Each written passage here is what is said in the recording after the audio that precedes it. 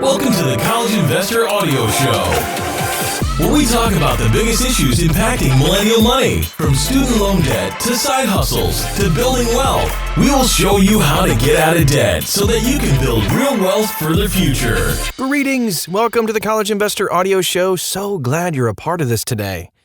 Today, this is pretty cool. Let's take a look at 5 ways to lower your student loan payment. Legally, I should throw that in there.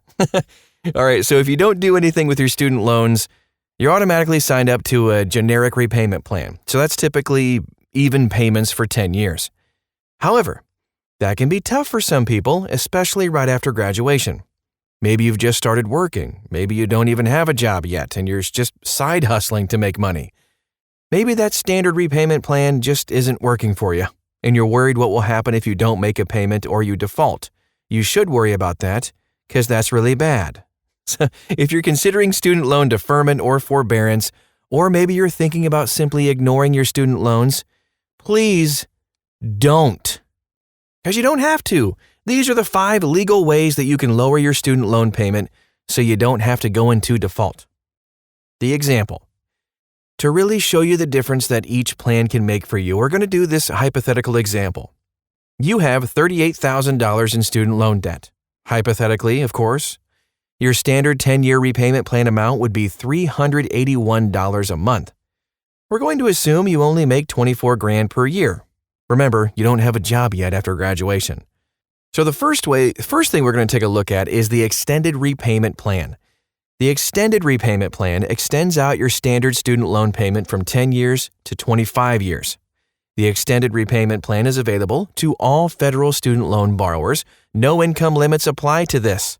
So, it's always an option for borrowers. In our example, if you were to switch to the extended repayment plan, you would lower your student loan payment to $196 per month. You can switch to this plan simply by calling your lender. Boom! All right, here's number 2, the graduated repayment plan. The graduated repayment plan starts off your repayment at a low amount, and then it just rises over time. There are 2 versions of this, the 10-year graduated plan and the 25-year extended graduated plan. The idea is that with this plan, you're going to earn more in the future. So you start low and then your payment grows. Both of them start with a low payment amount. On the 10-year graduated plan, you would lower your student loan payment to $213 a month for 1 year, or in year 1. But remember, it will rise to as high as $638 a month in year 9. On the 25-year graduated plan, you would lower your student loan payment to $120 per month in year 1. But remember, you'll pay $359 a month in year 24. You can switch to the graduated repayment plan simply by calling your lender. And the third way to lower your payment legally, the income-based repayment. Income-based repayment, IBR, is exactly what it sounds like. Your payment will be calculated based on your income. It's a formula that takes into consideration your income, the poverty line for your state, and will set your payment at 15% of your income, 10% for new borrowers. The other great aspect of IBR is that you qualify for student loan forgiveness on any amount of debt left on your loan after 20 or 25 years, depending on when your loans originated. We call this the Secret Student Loan Forgiveness Program. If you took out your student loans before July 1st, 2014, your payment would be as low as $77 a month. If you took out your student loans after July 1st, 2014, you could lower your student loan payment to as low as $52 a month. Dadgum, you could afford Hulu Plus with those prices. Remember, you do need to recertify your income every year, and your payment could change as your income changes over time. So please keep that in mind. You can sign up for this by calling your lender or just going to studentaid.gov. Studentaid.gov. Here's number 4 on our list of 5. Pay as you earn. Pay as you earn, pay, P-A-Y-E, and revised pay as you earn, repay, are the 2 newest student loan repayment plan options, and they also come with student loan forgiveness after 20 years. They both calculate your payment a little bit differently, but for our situation, they are both identical. The big differentiator is if you're married. Pay allows just one income to be used, but repay requires both incomes to be used. We discuss the math of married filing separately for IBR and pay at an article you can find at thecollegeinvestor.com. With both of these plans, your payment will be calculated based on 10% of your discretionary income. As such, you could lower your student loan payment to as low as $52 a month.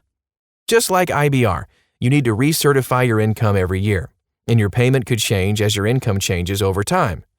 You can sign up for this plan by calling your lender or going online to studentaid.gov. Number 5, refinance your private loans. Okay, if you have private loans, you don't have a lot of options here, but the best option probably going to be just to simply refinance your student loans.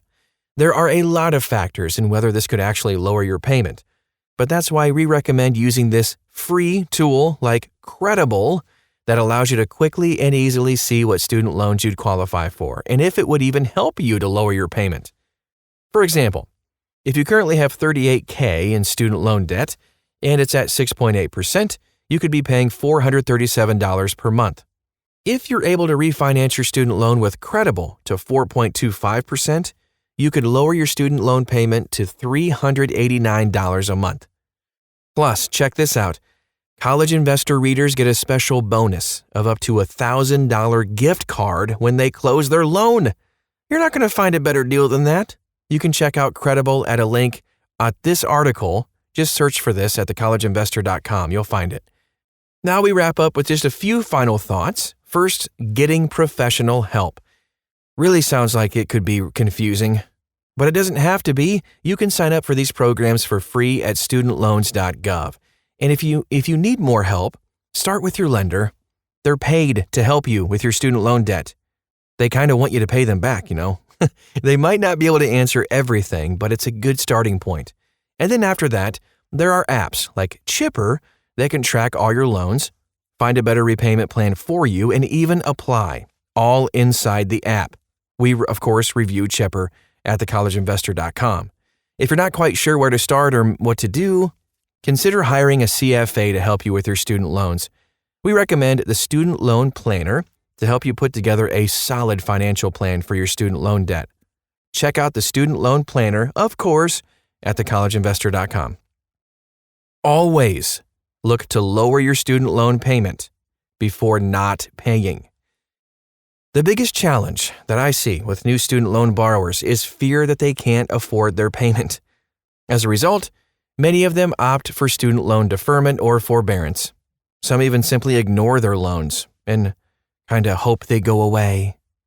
So before you simply stop paying your loans, look at the options we mentioned to lower your payment.